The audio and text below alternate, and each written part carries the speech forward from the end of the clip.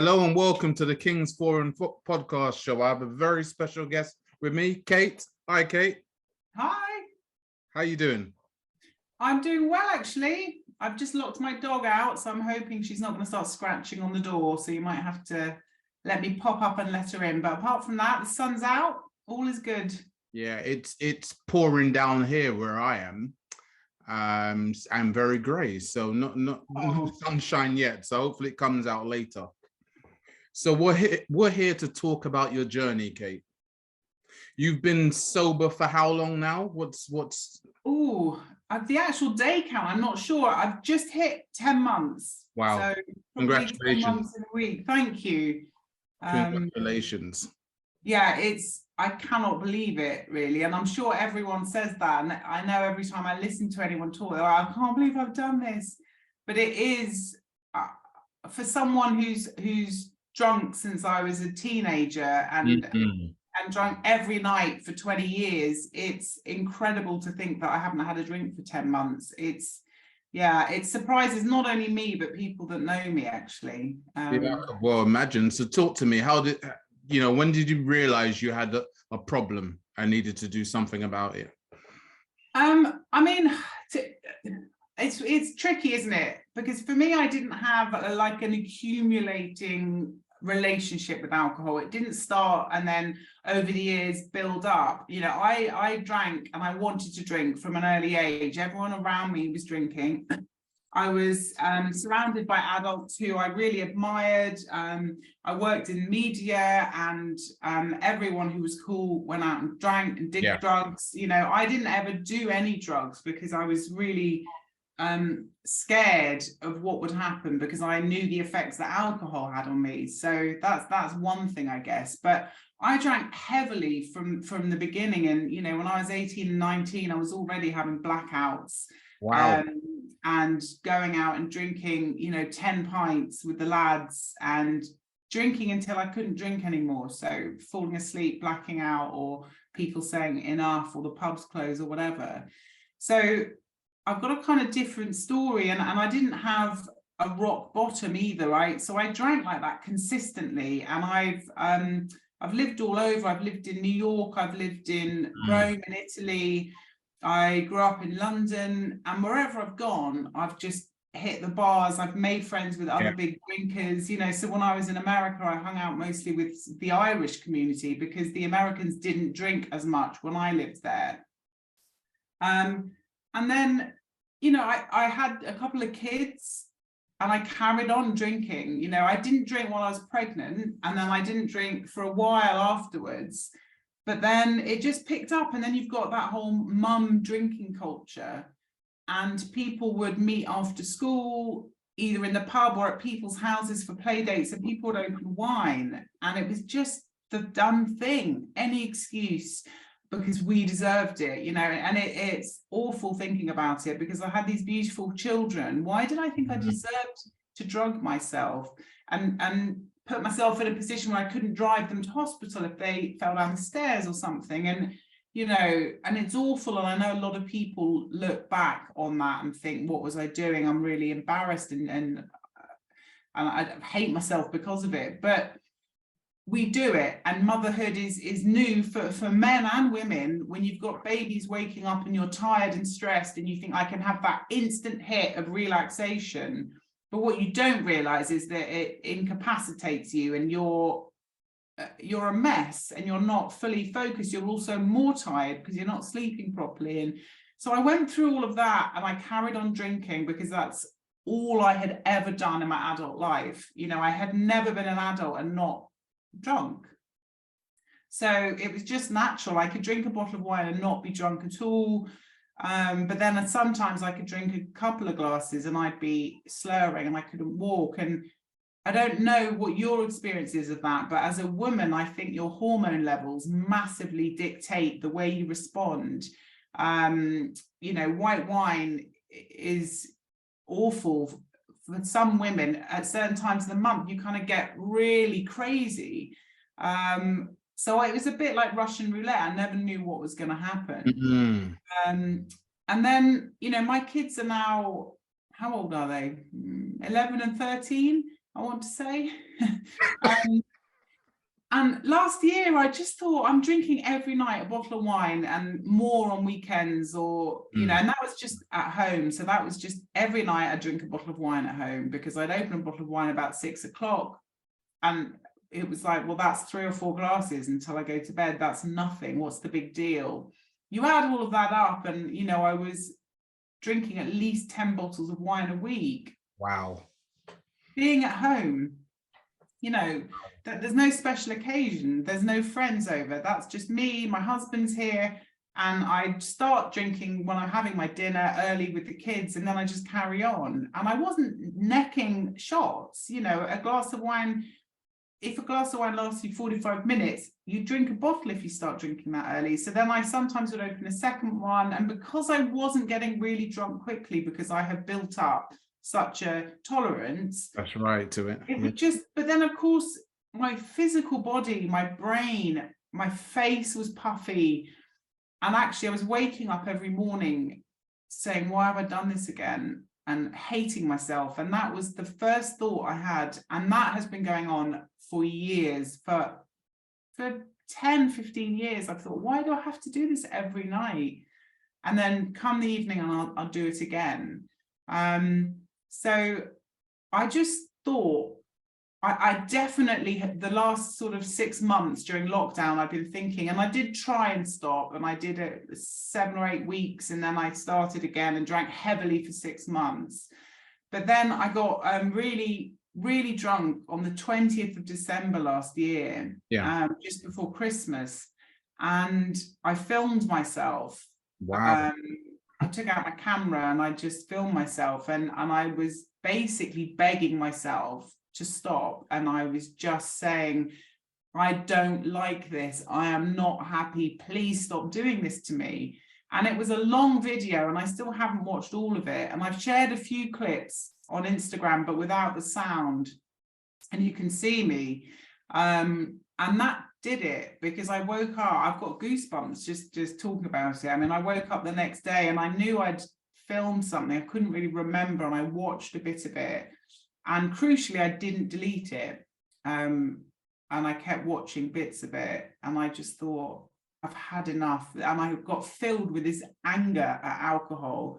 You know, I thought, I have given you so many tens of thousands of pounds of my money, I have been under the influence of you my whole adult life, I have hurt myself, I have nearly died several times. All of this because this drug, I've just been slowly taking it. And what would I be capable of if I stopped? And I just haven't got the strength to do it. But actually, do you know what? I have got the strength to do it, and I'm going to do it. And I took that attitude, and I haven't had a drink since. And it's day by day, you notice the changes. And after a week, you can see the puffiness goes down. You know, it might be hard to sleep or whatever, but you get positives at the same time. People start noticing you look good. You start realizing you wake up and you're ready to hit work immediately. You don't have that sluggish feeling, and coffee doesn't make you shake. It actually gives you the stimulation that you want from coffee.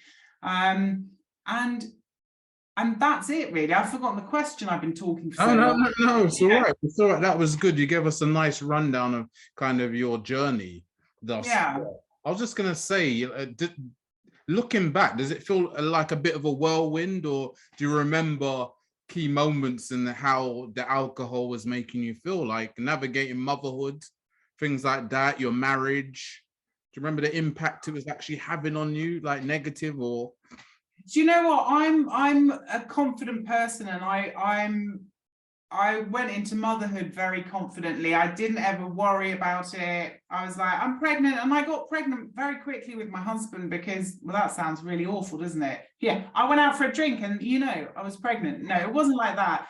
But we went out, and after we'd been going out for about 3 or 4 months, we decided to leave London because we were both big drinkers, and actually we were starting to get in arguments, and where are you? And we said, should we move and go live somewhere else? Because I love moving. I will literally pick up and pack, and I have done this before, and 4 weeks later move country. I see it as so exciting. And so he's a teacher, so he looked online for a job anywhere in the world, found one in Italy. I'm a writer, so I just need my laptop. And he got a job, and then we moved. And a week before we left, I found out I was pregnant. So bearing in mind, we'd never lived together before, didn't really know each other that well. So we moved abroad, had a baby, and got to know each other. And we're still together, which is great. But I was never worried, like things don't faze me. And I just went, brilliant, I'll be able to do that. I'll do it my way, and that's got to be good enough. And so I don't know how it affected me, because I don't feel like I was ever a bad mother. I think alcohol has affected me in the way that it has stunted my development. I have not properly grown from when I was that teenager who first started drinking. I have not properly grown into a woman, because I've always been drunk or recovering or thinking about alcohol. And alcohol, it's not just about tripping over or making an idiot of yourself. Alcohol really does mess you up, your brain, your physical body. And that is my biggest regret. I mean, I speak very openly to my children about my not drinking, and they write me cards every time I hit a month milestone. They'll write and say, we love you so much. They tell their friends, my mum's sober, she's got a sober Instagram account. And they say, it's so nice because you used to get really loud and then you'd fall asleep on the sofa sometimes, or you'd slur. And I didn't like it. I didn't like the smell. So obviously I did affect them, but I feel like the positives that I've shown them since giving up have outweighed it enough that I don't carry that guilt around. And nothing bad ever happened to them or anyone because of my drinking, apart from myself. I was not a violent person when I drank. I didn't start arguments. I wasn't nasty to other people, but I put myself in very dangerous situations. And yes, I argued with my husband or got jealous about something because I was annoyed about something else, and it came out and manifested itself in a different way. But really, no, I think I'm the one who has to say, I've hurt myself. It's taken a lot from me, but in a way, that's what has fueled me to stop. So, you know, how it's affected me, I have no idea who I'd be if I hadn't drunk. But I do know that who I am now, part of that is because I have, and I have experienced so much. And, you know, I have made friends in the pub when it's closing who've said, "Oh, come back here," and ended up in a heroin den in Tottenham on my own with someone I didn't know, and absolutely sort of come to and thought, what am I doing? I need to get home. It's terrifying. And gone outside thinking you're going to get raped or attacked or whatever, and tried to find a taxi, been approached by people, and it was really scary. You know, I've been hit by a car when I'm drunk. I've been, you know, just really dangerous stuff, and I'm really lucky that nothing awful has happened to me. But I wouldn't be me if I hadn't experienced those things. And I find that when I speak to people who are sober after drinking a lot or taking a lot of drugs, for me, they're the most fascinating people, because they have been through so much and managed to come out the other side. Yeah. But there's just something incredibly special about them and unique, and the kindness and the empathy they have. You can't get that anywhere else. And I'm really one for being positive about all of this. I am not. And if you know my Instagram account, which you do, it's just a positive focus. I'm not sitting there.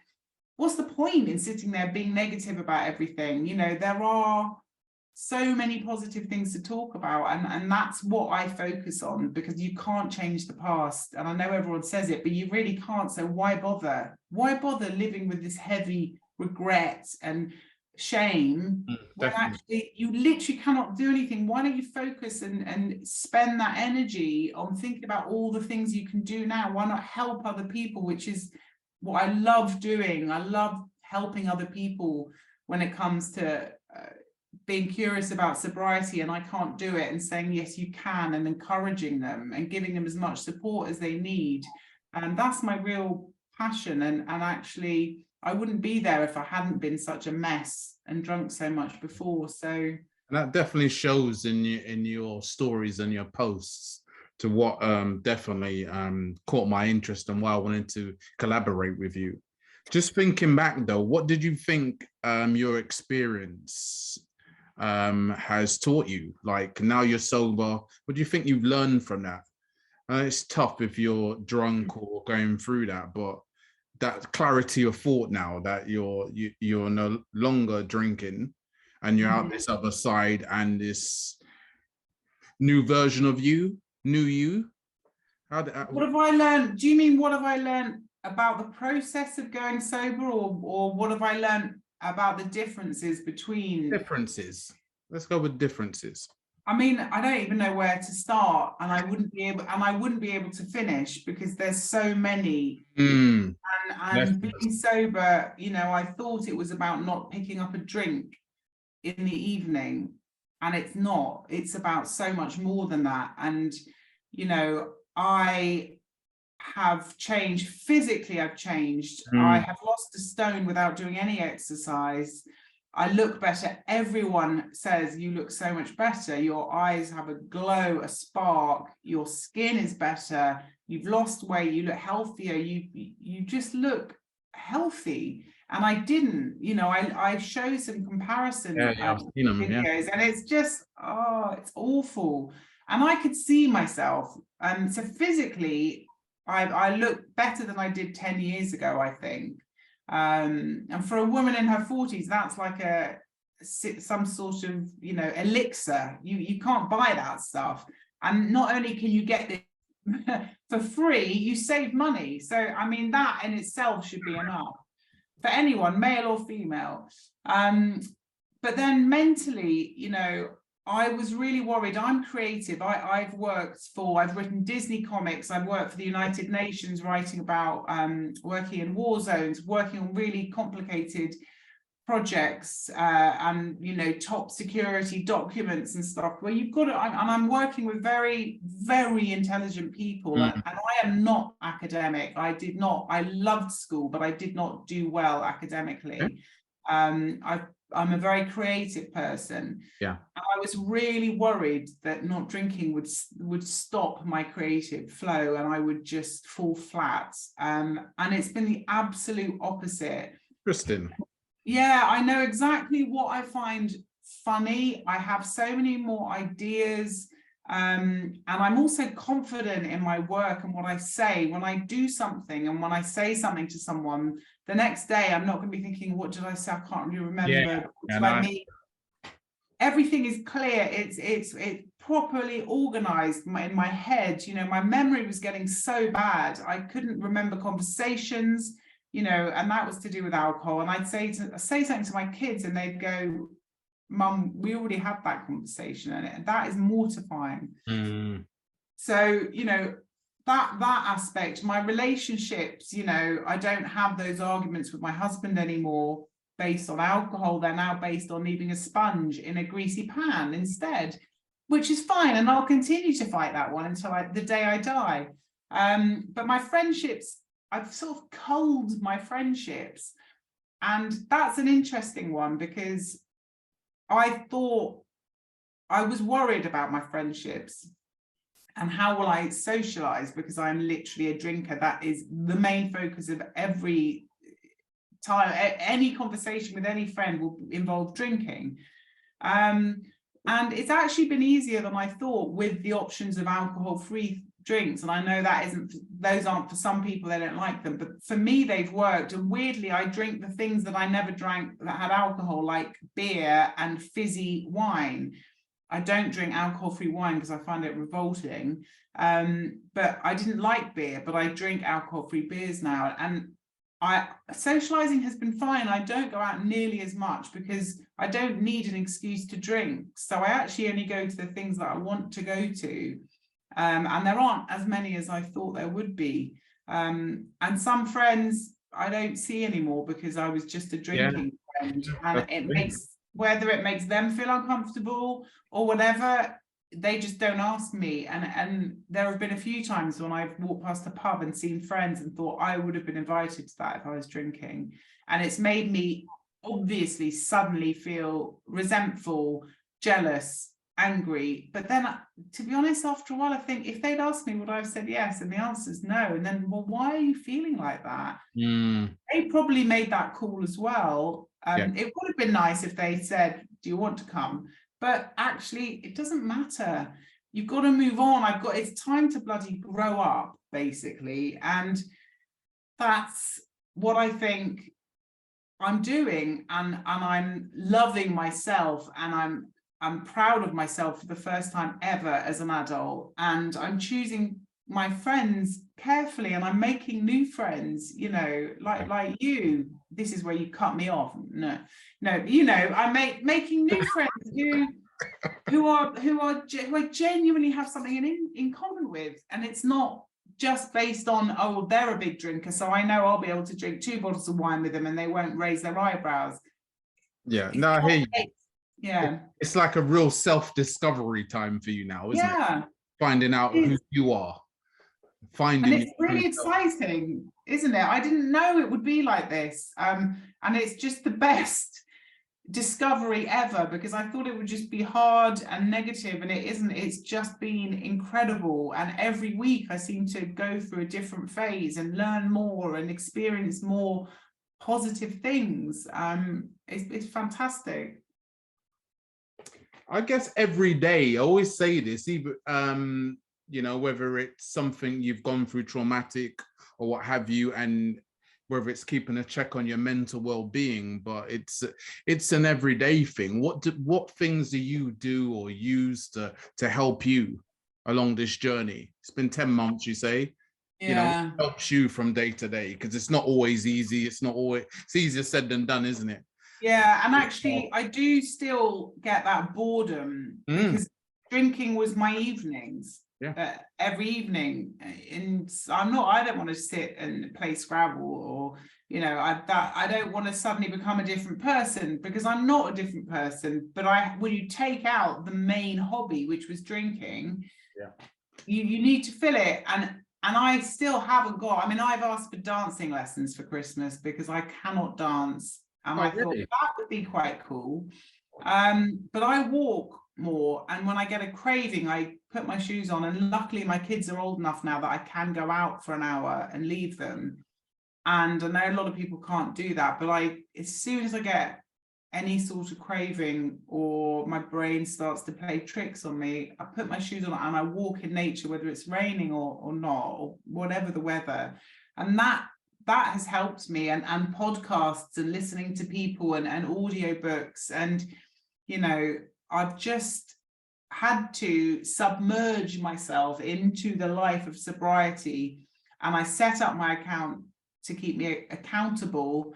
And I talk to people, and I make promises to do things like podcasts and help with this and that, because I know I have to then keep going. And that has really helped me. You know, I've always been someone who has jumped in before I've thought about something, because I like to see how I'm going to get out. And I think I'm confident I have the strength and the means to find my way out of this situation. But before I consider it, I just get in and think, now I've got to get out. And that's always been the way I am. And I won't change, but I've done that with this. I've gone in, I've told people immediately. I started with a 100-day challenge, and I went straight in. I did that. I told everyone I was doing it. And then I thought, well, I'm going to look like a real idiot if I don't. Exactly. And then I set up the Instagram account and posted every day. I mean, I post too much, I'm sure, but for me, it's my way of expressing myself. And no one has to watch it, so it doesn't really matter to me. You know, I'm not obsessed with views and things like that, because I'm like, right, that's a post. I've got that out of my head. I can forget about it and get on with my work. So I think sober community has been, it's made it so easy for me, because without it, trying to do it on my own, I don't know if I'd be here, honestly. But finding, you know, even sort of 20 really good friends who I've made, and I always thought you wouldn't make friends really on Instagram, would you? But actually I really have, and I'm meeting up with people, and I talk to these people every day, and I'd rather speak to them than a lot of my real friends on some topics, because they understand it. And that has helped because I'm not alone and other people are going through similar things. And I find it fascinating how people are doing this, which is presumably why you do the podcast, is to find out people's stories. And it is just so interesting, isn't it? Which helps me as well. Yeah. It helps me because a lot of situations, and it may not be, you know, being sober or what have you, but mental health challenges and things I relate with lots of people I follow and support. So for me, the podcast is just a platform for people to speak their truth and to help people if, you know, if someone watches it or, you know, they can gain something from this conversation. And I always say that, you know, what we go through, you know, we can help others through our, you know, trauma that we've experienced and use it. And I see life as a learning experience. Yeah. So good or bad, absolutely, go through something to gain from it. I think so. And I think humans are, we like to learn and evolve, and that is how humans live, and that's how they always have lived. And if we aren't evolving, we get unhappy, we get anxious, we get, you know, something feels wrong, we get frustrated. And I was not evolving when I was drinking, because at a certain time every day, that's it, telly goes on, I drink and I sit, and I always have conjure up this image of those heroin dens that you see. I saw a photo of one in Thailand from 60, 70 years ago, and all these people are just flocked all over the floor, and they're just off their heads, and they're just being topped up, or opium, whatever, you know. And I just picture myself in that image and think that's what I was doing to myself, but in suburbia. There you go. Just tipping it down regularly, and it was keeping me down. It was, you know, I used to say, I don't drink because I need confidence, I'm fine, I don't get anxiety. But actually, do you know what? Since I've stopped, I've realized that there was so many more feelings that I didn't even realize I could have, because I was so used to the old way and I didn't have anything to compare it to. But now that I'm not drinking, I am, as I said, it's just astounded with the person that I really am without that liquid drug in my system. Yeah, no, I hear you, because I guess it's masking a lot of the emotion and what you would be experiencing because you're drunk. And that was kind of, and it was a lifestyle. That's why I think you should be very proud about your achievement, because it was something that was just a way of life to you.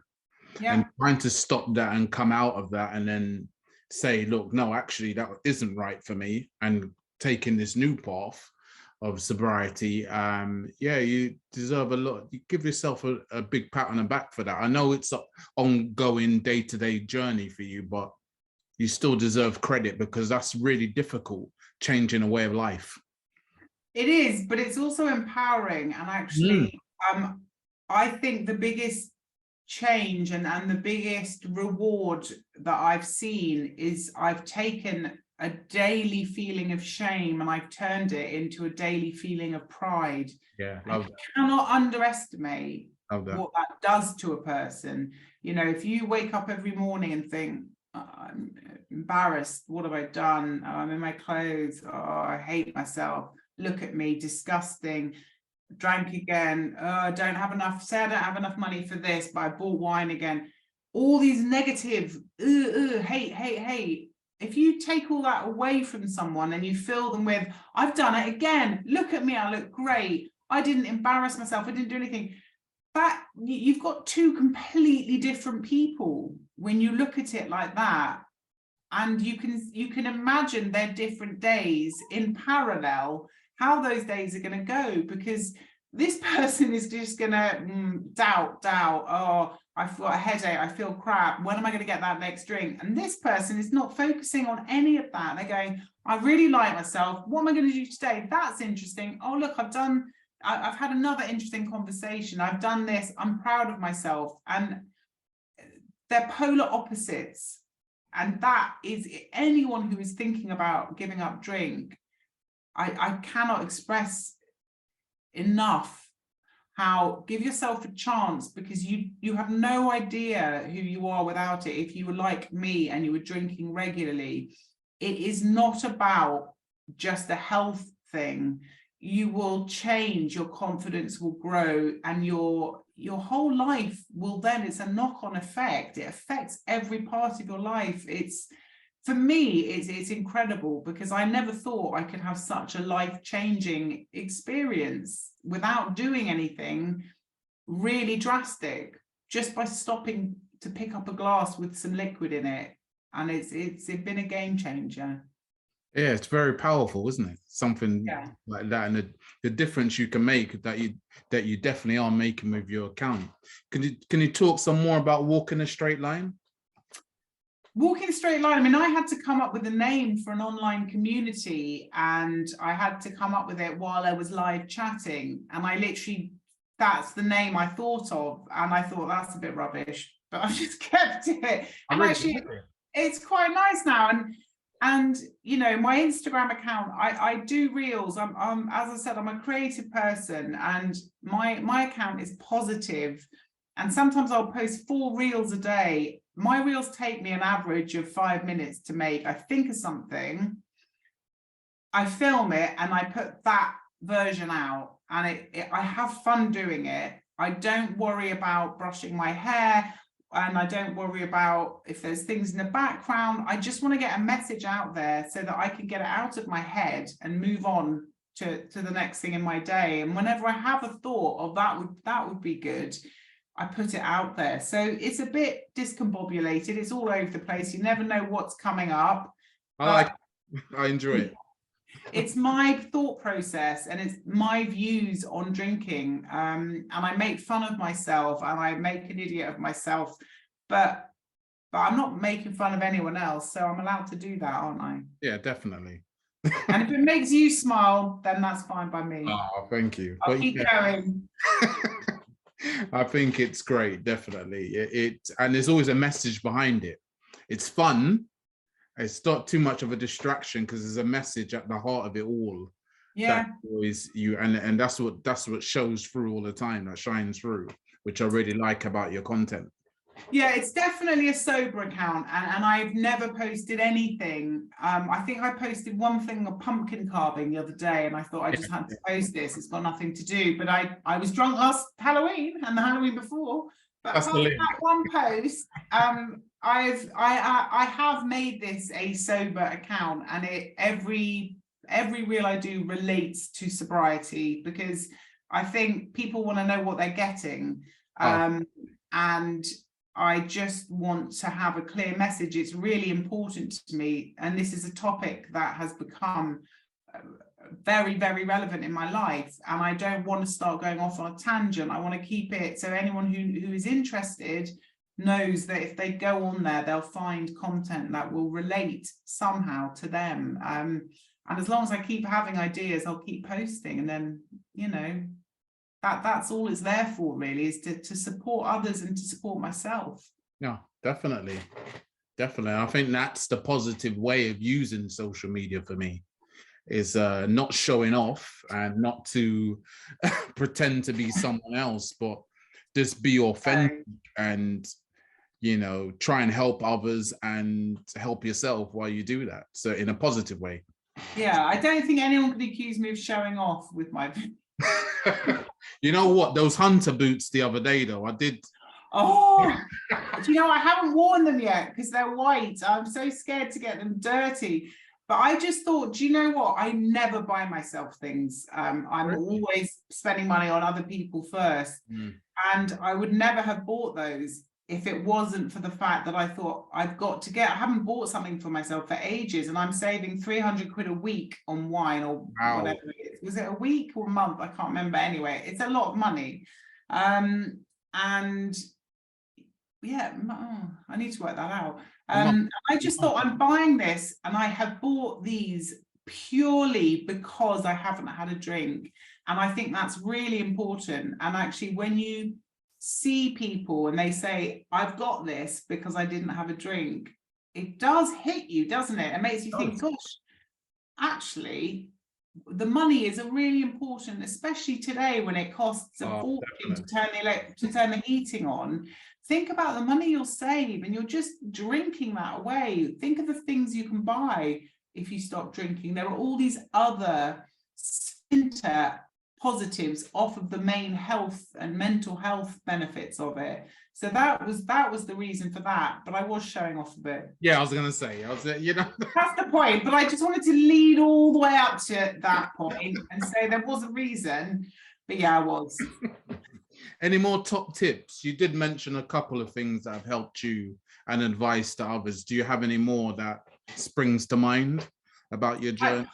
I mean, it's really hard because everyone's different, and everyone will have different reasons for doing it and different ways of doing it. And I don't think there is one way. You know, a lot of people do AA. It's not for me. I never even looked into that because I knew it wasn't for me. Yeah, no, I've done this all through social media and through contacts online. But I will say that if you think you have a problem with drinking, why not give it a go and try and stop? And if you don't think you have a problem, why not give it a go? Because if you don't have a problem, it should not be difficult. You know, I don't see any benefits in drinking alcohol, not one. I really don't. And people who think it gives them this extra, it doesn't. It gives you so much more anxiety and the negatives and the situations you put yourself in. Why would you need drugs to have fun? And you really don't. And you need to be confident in who you are, and you'll feel more confident in who you are if you stop taking it. It's a vicious circle, and it's really, if you break it, and you will find a huge community of incredibly kind, positive, supportive people. If you feel like you want to do that, please give it a go, because you will not be disappointed. It is the most incredible thing I've ever done for myself. Cool. That's great. What social media are you on? Any platforms that people can reach you on other than the IG we mentioned? No. Wow. Just IG. Yeah, I don't have a Facebook account. I don't do any podcasts of my own. I don't do anything like that. I just put everything on there, which is probably why it's so busy. And you know, I've got a job. I'm a writer. I work full time. So if I had to do something else, I'd collapse. I've only got time for one. So I just keep that going, and yeah, that's it. And you know, people can set up an account. I know lots of people have set up sober accounts in addition to their private ones, just to follow other people, even if you just have a picture of a cat or something on it, and follow people, and don't let anyone follow you. Never post. You don't have to do, but you can still set one up and follow other people and read what they're doing, and send them messages and ask questions. I get loads of messages, and I always reply to every one of them, and just sort of say, I've got this question, or I'm really struggling with this. There are so many people that will help you. Thank you very much, Kate, for your time. It's been a pleasure. Thank you for asking me. No, you're always welcome. Lovely to chat. Yeah, pleasure, Kate. Speak soon. All right, see you later. Bye. Thanks, Michael. See ya.